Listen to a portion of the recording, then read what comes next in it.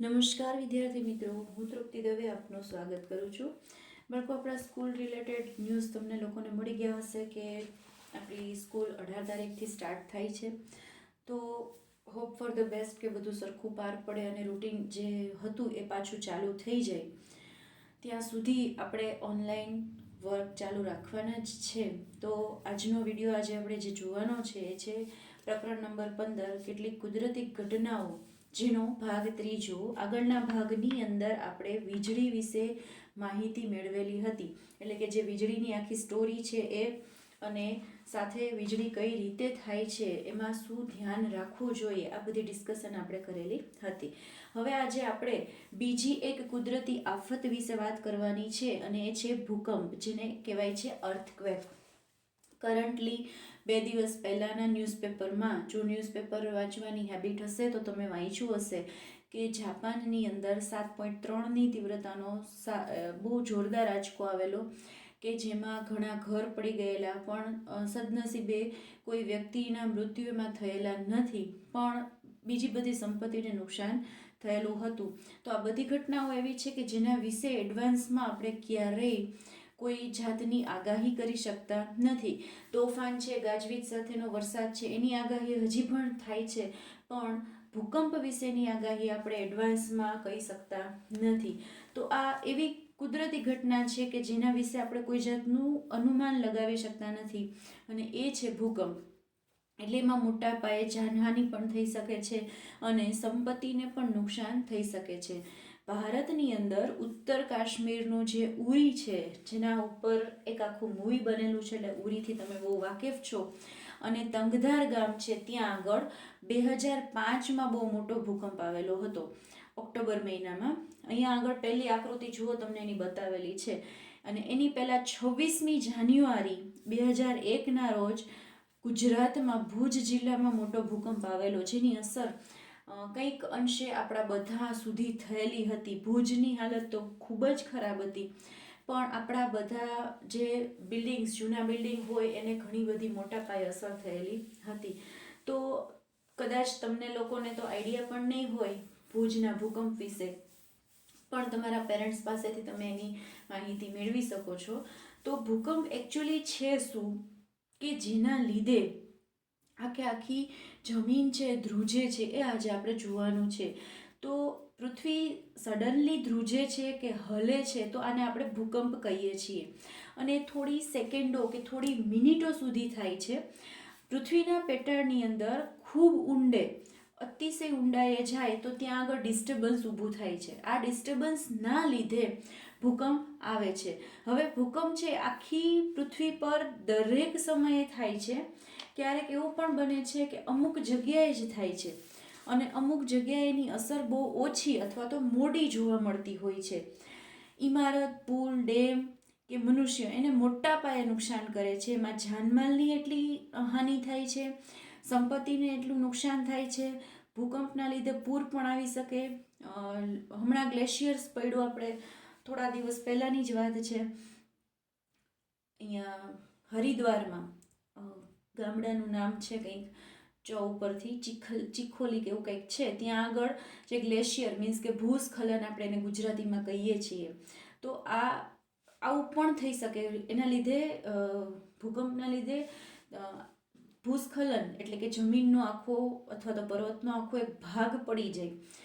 Tsunami પણ આવી શકે. જો દરિયામાં ભૂકંપ આવે તો સુનામી સ્વરૂપે આપણને દેખાય. તો આવા બધા એના રિઝલ્ટ્સ છે કે આવું બધું થઈ શકે. હિન્દ મહાસાગરની અંદર 26 ડિસેમ્બર 2004 ત્યારે બહુ મોટી સુનામી આવી હતી.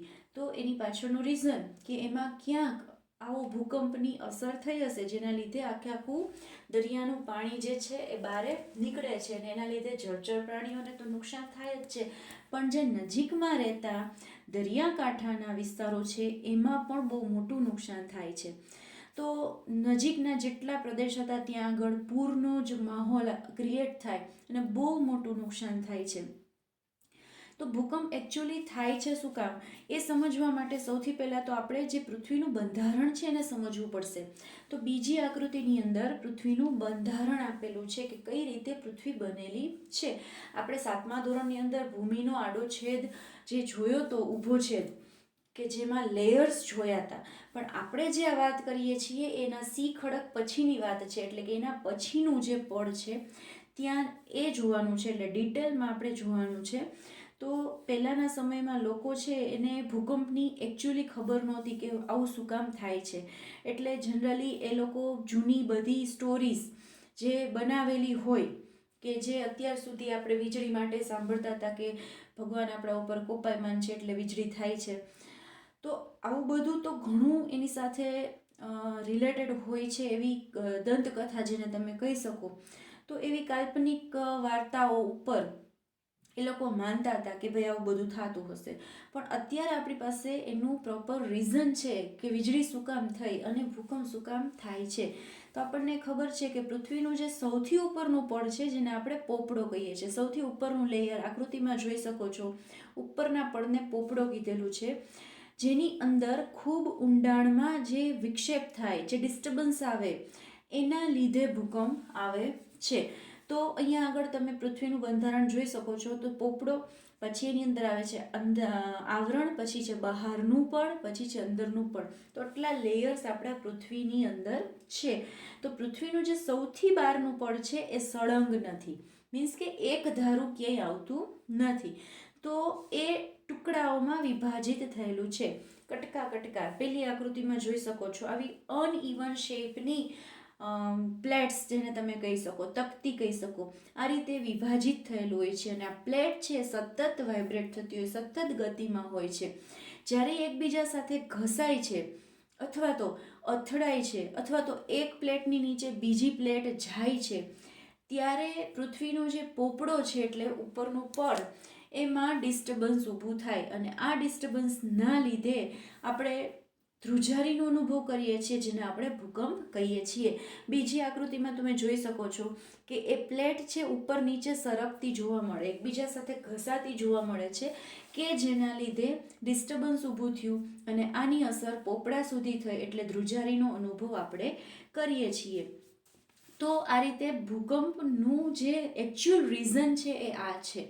રિપીટ અગેન, પોપડો છે સૌથી ઉપરનું લેયર, ઉપરનું પડ છે એ સળંગ નથી, એમાં જુદી જુદી અનઇવન શેપની દરેક નાની મોટી સાઇઝની ઘણી બધી પ્લેટ છે, અને આ પ્લેટ સતત વાઇબ્રેટ થતી હોય, સતત ગતિમાં હોય છે. પ્લેટ જ્યારે એકબીજા સાથે ઘસાય, એકબીજા સાથે અથડાય, અથવા તો એક પ્લેટની નીચે બીજી પ્લેટ જાય, ત્યારે આ પૃથ્વીના પોપડાની અંદર ડિસ્ટર્બન્સ ઊભું કરે, અને આ ડિસ્ટર્બન્સના લીધે આપણને ધ્રુજારીનો અનુભવ થાય, જેને આપણે શું કહીએ છીએ, ભૂકંપ કહીએ છીએ. એકચ્યુઅલી ભૂકંપ શું કામ થાય છે આપણે એક્ઝેક્ટલી નથી કહી શકતા, અને ક્યારે અને ક્યાં થશે એ પણ આપણે હજી અનુમાન કરી શકતા નથી. પણ એક છે કે અત્યાર સુધીના રિસર્ચમાં આટલી વસ્તુ આપણે જોઈ છે, આટલી વસ્તુ બહાર આવી છે કે આવી રીતે ભૂકંપ થતો હશે. હવે જ્વાળામુખીના ફાટવાથી કે પૃથ્વી પર ઉલ્કા પડવાથી કે જમીનની અંદર ન્યુક્લિયર ધડાકાને લીધે પણ ક્યારેક ધ્રુજારી થાય છે. એટલે ઘણા બધા રીઝન્સ ભૂકંપ માટે હોઈ શકે છે. તો એટલે આપણે એવું મોટાભાગના જે ભૂકંપ છે એ એકચ્યુઅલી પ્લેટના હલનચલનના લીધે હોય છે, પણ સાથે સાથે આવા રીઝન પણ છે કે જેના લીધે આવી ધ્રુજારીનો અનુભવ આપણને થાય છે. કેટલાક ભૂકંપ છે પ્લેટના હલનચલનથી થાય છે. આ પ્લેટોની ધાર ઉપર ભૂકંપ થઈ શકે એવા સૌથી નબળા વિસ્તારો હોય છે. પ્લેટનો જે ઉપરનો પડ છે, ધાર છે, બોર્ડર છે, ત્યાં આગળ ભૂકંપ થઈ શકે એવા નબળા વિસ્તારો હોય છે. એને આપણે કહીએ છીએ ફોલ્ટ ઝોન અથવા તો સિસ્મિક ઝોન, કે જે નબળા છે અને ત્યાં ચાન્સીસ વધારે છે. તો ભારતની અંદર આવા કયા વિસ્તારો છે, તો કાશ્મીર, પૂર્વ કે મધ્ય હિમાલય, ઉત્તર પૂર્વીય વિસ્તાર, કચ્છનું રણ, રાજસ્થાન અને ગંગાના મેદાનો એ સૌથી ભયજનક વિસ્તારો ભારતની અંદર માનવામાં આવે છે ભૂકંપ માટે. દક્ષિણ ભારતના પણ કેટલાક વિસ્તારો છે કે જેનો ભયજનક વિસ્તારની અંદર સમાવેશ થાય છે. તો ભૂકંપની તીવ્રતા જે છે એ આપણે એક ચોક્કસ માપમાં માપીએ છીએ. જેમ આપણે કોઈ વસ્તુ લેવા જઈએ છીએ તો કિલોગ્રામ કે લીટરમાં આપણે બોલીએ છીએ, તો એવી રીતે ભૂકંપ કેટલી તીવ્રતાનો છે. હમણાં મેં તમને સ્ટાર્ટિંગમાં જ કીધું કે જાપાનની અંદર જે ભૂકંપ થયો તો એ 7.3 7.3ની તીવ્રતાનો હતો. તો એ તીવ્રતા જે છે એને કહેવામાં આવે છે રિક્ટર સ્કેલ. તો ભૂકંપની તીવ્રતા હંમેશા રિક્ટર સ્કેલ એકમમાં માપવામાં આવે છે. આવા નાના નાના MCQs તમારા માટે આમાંથી તૈયાર થાય છે, જે તમારે પકડવાના છે કે આ MCQsમાં આવી શકે. તો એને કહેવાય છે રિક્ટર સ્કેલ. એકચ્યુઅલી જે વિનાશક ભૂકંપ છે એની તીવ્રતા 7થી વધુ હોય છે. જ્યારે 7થી વધુની તીવ્રતાનો ભૂકંપ હોય તો એ વિનાશક હોય જ છે. ભુજ અને કાશ્મીરમાં જે ભૂકંપ આવ્યો હતો એ 7.5 એટલે કે 7.5થી પણ વધુની તીવ્રતાનો ભૂકંપ આવેલો હતો. એટલે બહુ બધી જાનહાનિ અને સંપત્તિને નુકસાન ત્યાં આગળ થયેલું હતું. હવે ધ્રુજારીના લીધે પૃથ્વીની જે સપાટી છે એના ઉપર તરંગો સર્જાય. વાઇબ્રેશન થાય એટલે આપણને ખબર છે કે એમાં બહુ નાના મોટા કે જે આપણે એક નજરમાં નથી જોઈ શકતા એવા તરંગો સર્જાય છે. અને આવા તરંગો છે એને સિસ્મિક તરંગો કહેવાય. જે નબળા વિસ્તાર હતા એને આપણે સિસ્મિક ઝોન કીધું. હવે એમાં જે તરંગો રચાય છે એને આપણે શું કીધું? સિસ્મિક તરંગો. આ તરંગોને સિસ્મોગ્રાફ નામના સાધન વડે માપીએ છીએ. અહીંયા પહેલી આકૃતિ બતાવેલી છે સિસ્મોગ્રાફ સાધનની. તો આ સાધનમાં એકચ્યુઅલ હોય છે શું કે એક ધ્રુજારી પામે એવો સિમ્પલી સળિયો હોય છે અને કે લોલક. અહીંયા તમે જોઈ શકો છો દોરી સાથે લોલકનો ગોળો બાંધેલો છે અને એની સાથે નીચે પેન લગાવેલી છે. પેન જેવી રચના છે કે જે સાઈવાળી હોય. જ્યારે આંચકો આવે ધ્રુજારી પામે એટલે એ હલશે, દોરી હલશે એટલે ઓબ્વિયસ છે કે લોલકનો ગોળો હલશે. એ હલશે એટલે પેન છે એ પણ હલવાની છે. હવે આ ધ્રુજતી જે પેન છે એ એની સાથે જોડેલી છે એટલે સિસ્મિક તરંગોને લીધે આ જે પેન છે કાગળની ઉપર આવા તરંગો સર્જે છે. જે રીતે તમે કાર્ડિયોગ્રામ જોયો હોય તો આવી લાઈન દેખાય છે, એવી લાઈન એ આના ઉપર આ જે રોલર મૂકેલું છે, ભ્રમણ કરતું ડ્રમ જે આપેલું છે એના ઉપર કાગળ હોય અને એના ઉપર આવા તરંગો નોંધે છે. જેના આધારે વૈજ્ઞાનિકો જે છે એ ભૂકંપનો ટોટલી નકશો તૈયાર કરી શકે છે અને એના ઉપરથી તીવ્રતા નક્કી કરી શકે છે. ભૂકંપનું એપિસેન્ટર ક્યાં છે એ નક્કી થઈ શકે છે. હવે અહીંયા આગળ આપણને બાજુની આકૃતિની અંદર ભૂકંપનો નકશો બતાવેલો છે. તો પૃથ્વીની સપાટી જુઓ બતાવેલી છે. કેન્દ્ર એક્ઝેક્ટ વચ્ચે રેડ કલરનું ટપકું એ કેન્દ્ર છે જેને એપિસેન્ટર કહીએ છીએ.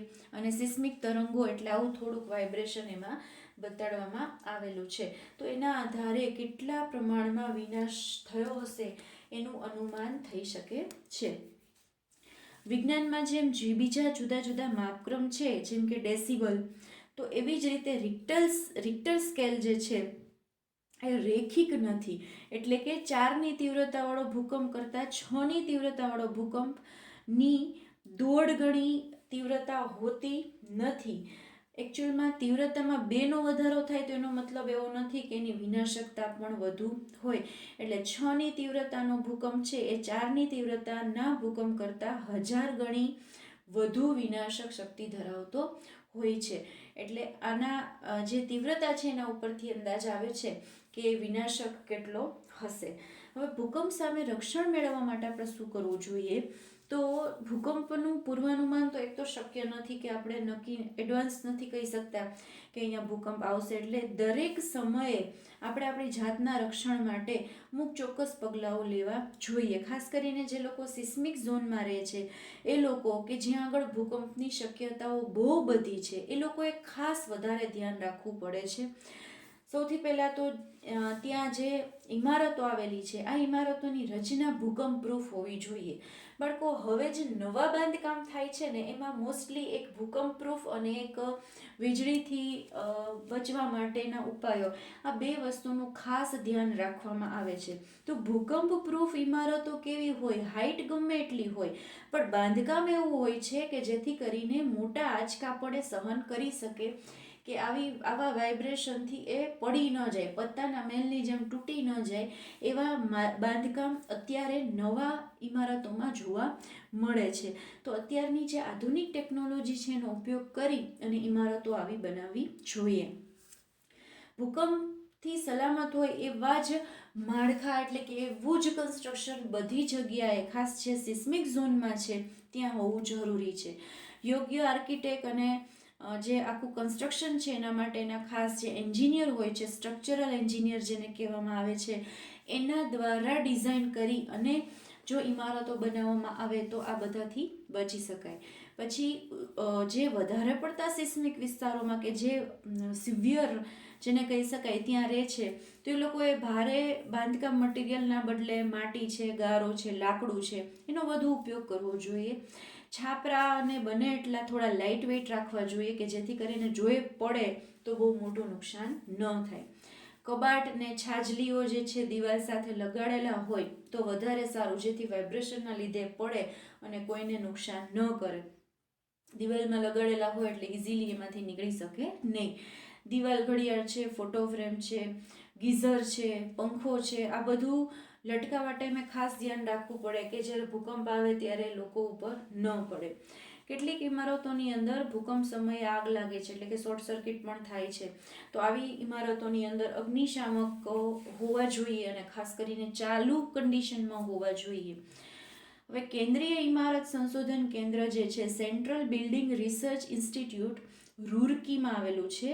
ત્યાં આગળ ભૂકંપ અવરોધક ઇમારતો કઈ રીતે તૈયાર કરવી એના ઉપર ઘણું કાર્ય થયેલું છે. અને ગુજરાતની અંદર ભૂકંપ પર સંશોધન કરતી સંસ્થા છે ISR, ઇન્સ્ટિટ્યૂટ ઓફ સિસ્મોગ્રાફિક રિસર્ચ, જે ગાંધીનગર ખાતે આવેલી છે. તો ભૂકંપ થવાની ઘટનામાં આપણે આપણી જાતને બચાવવા માટે શું કરવું? જો આપણે ઘરે હોઈએ તો ટેબલની નીચે અથવા તો કોઈક એવી વસ્તુની નીચે આપણે આશ્રય લેવાનો કે વાઇબ્રેશન ધ્રુજારી બંધ ન થાય ત્યાં સુધી આપણે એ જ જગ્યાએ રહેવાનું. આપણી ઉપર પડી શકે એવી ઊંચી કે કોઈ ભારે વસ્તુ હોય તો એનાથી આપણે દૂર રહેવાનું. જો પથારીમાં હોય તો ઊભા નહીં થવાનું અને તકિયાથી માથાનું રક્ષણ કરવાનું. જો બહાર હોઈએ તો ઇમારતો છે, વૃક્ષો કે ઉપરથી પસાર થતી વિદ્યુતની લાઈન છે એનાથી દૂર રહેવાનું અને ખુલ્લું સ્થળ શોધવાનું, જમીન ઉપર બેસી જવાનું. જો આપણે મોટર કે બસમાં હોઈએ તો બહાર નહીં આવવાનું, વાહન ચાલકને ધીમે ધીમે એક સેફ જગ્યા સુધી ચલાવવાનું કહેવાનું. જ્યાં સુધી ધ્રુજારી ન અટકે ત્યાં સુધી બહાર નીકળવાનું નહીં. એટલે વીજળીથી બચવાના જે ઉપાયો છે ને એનાથી ટોટલી ઓપોઝિટ ભૂકંપથી બચવાના ઉપાયો આપેલા છે. એટલે બેમાં ખાસ ધ્યાન રાખજો કે મિક્સઅપ ના થઈ જાય. કોમન સેન્સ વાપરીને જ કામ કરવાનું છે. તો બાળકો, અહીંયા આગળ આપણું પ્રકરણ નંબર 15 પૂરું થાય છે. એકવાર ફરીથી આપણે આખું ચેપ્ટર હર વખતે જે રિવાઇઝ કરીએ છીએ એ કરી લઈએ. તો સૌથી પહેલાં કેટલાક પદાર્થોને અન્ય પદાર્થો સાથે ઘસીને વીજભારિત કરી શકાય છે. 2 પ્રકારના વીજભાર જોયા, ધન વીજભાર અને ઋણ વીજભાર. સરખા વીજભાર હોય તો અપાકર્ષણ થાય અને 2 વીજભારો અસમાન હોય તો બંને વચ્ચે આકર્ષણ થાય. હવે જ્યારે ઘસવાથી વીજભાર ઉત્પન્ન થાય તો એને આપણે કહેતા હતા સ્થિર વિદ્યુત. વીજભારનું વહન થાય છે એ પણ આપણે જોયું. વીજભારનું વહન થાય ત્યારે વિદ્યુત પ્રવાહ ઉત્પન્ન થાય છે, બને છે. હવે જે તે વીજભારિત પદાર્થ છે કે નહીં એ જાણવા માટે આપણે ઇલેક્ટ્રોસ્કોપ બનાવ્યું હતું કાચની બોટલની અંદર. તો એનો ઉપયોગ કરી શકાય છે જુદા જુદા પદાર્થો રાખીને કે એ પદાર્થ જે છે એ વીજભારિત છે કે નહીં. વીજભારિત પદાર્થમાંથી વીજભાર જે છે પૃથ્વીની અંદર જે જતો રહે તો આ ઘટનાને આપણે કીધું હતું અર્થિંગ. વાદળ અને પૃથ્વી અથવા જુદા જુદા વાદળો વચ્ચે જે વીજભારનું વિસર્જન થાય છે અથવા તો બે વચ્ચે જે ડિફરન્સ ઉત્પન્ન થાય છે એના લીધે વીજળી ઉત્પન્ન થાય છે. વીજળીના આઘાતથી જાનમાલની હાનિ થાય છે. વીજળીના વાહકો ઇમારતોને વીજળીના પડવાની અસરથી બચાવી શકે છે. ભૂકંપ છે પૃથ્વીનું અચાનક ધ્રુજવું અથવા અચાનક હલવું એને આપણે ભૂકંપ કહીએ છીએ. અને પૃથ્વીના પેટાળની અંદર એ જે ડિસ્ટર્બન્સ ઊભો થાય છે એના લીધે ભૂકંપ થાય છે.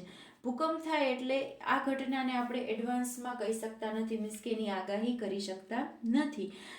પૃથ્વીની પ્લેટો છે એની ધાર ઉપર ભૂકંપ થાય તો એની શક્યતાઓ પ્લેટ ઉપર વધારે રહે છે, એટલે કે ઉપરનું જે પોપડો જેને કહીએ છીએ, તો આ ધાર છે કે જ્યાં આગળ વધારે પ્રમાણમાં ભૂકંપ થવાના ચાન્સીસ છે, તો એ એરિયા કે એ ધારને ફોલ્ટ ઝોન કહેવામાં આવે છે અથવા તો સિસ્મિક ઝોન. ભૂકંપની વિનાશક ઉર્જાને રિક્ટર સ્કેલ પર માપવામાં આવે છે. તમને એવું પૂછાઈ શકે કે ભૂકંપની તીવ્રતા કયા એકમમાં માપવામાં આવે છે, તો આપણો જવાબ હશે રિક્ટર સ્કેલ. રિક્ટર સ્કેલ જે 7થી વધુ તીવ્રતા હોય તો ભૂકંપની વિનાશકતા છે એ વધુ પડતી હોય એવું બતાવે છે, જેમાં મોટાભાગે જાનમાલની હાનિ થાય છે, સંપત્તિને પણ નુકસાન થાય છે. તો આપણે ભૂકંપથી બચવા માટે કયા કયા પગલાં લેવા જોઈએ એ આપણે જોયું કે ઘરે હોય તો શું કરવાનું અને બહાર હોય તો શું કરવાનું. ઘરે હોય તો આપણે કોઈ વસ્તુની નીચે, ટેબલની નીચે કે બેડની નીચે ત્યાં આશ્રય લેવાનો, અને જો બહાર હોઈએ તો ખુલ્લું મેદાન ગોતવાનું. વીજળીમાં અપોઝિટ હતું કે વીજળી થાય ત્યારે આપણે જો ઘરની અંદર હોઈએ તો બારી દરવાજા બંધ કરી દેવાના હતા અને ખાસ કરીને ઇલેક્ટ્રિક વસ્તુઓથી દૂર રહેવાનું હતું. જો બહાર હોઈએ તો ખુલ્લા મેદાન ના બદલે આપણે કોઈ નાનું ઝાડ ની નીચે આશ્રય લેવાનો હતો, અથવા તો કંઈ પણ નથી, ઝાડ નથી કે કંઈ પણ નથી, જો ખુલ્લા મેદાનમાં કમ્પલસરી રહેવું જ પડે એમ છે તો આપણે એકદમ ઉબળક બેસી જવાનું ને માથું કવર કરી લેવાનું, એટલે કે આપણું જે અટેક કરવા માટેનું જે આપણા ઉપર જે આવે છે એ આખો ઘેરાવો, આપણું જે ક્ષેત્રફળ છે આપણે ઘટાડી દેવાનું હતું. તો બાળકો, અહીંયા આગળ આપણું 15મું ચેપ્ટર પૂરું થાય છે. હું આશા રાખું છું કે હવે 16મું ચેપ્ટર આપણે ક્લાસમાં ફેસ ટુ ફેસ ભણીશું. જોઈએ હવે શું થાય છે. તો ફરીથી નવા વિડીયો સાથે નેક્સ્ટ ચેપ્ટર માટે આપણે મળીશું. હું 18 ચેપ્ટર સુધીના વિડીયોઝ મૂકી જ દઈશ, એટલે જે લોકોને પણ કોઈ પણ રીઝનથી સ્કૂલ ન આવી શકે તો એ લોકો આમાં 18 ચેપ્ટર જોઈ શકે. તો ફરીથી આપણે નવા વિડીયો સાથે મળીશું. નમસ્કાર.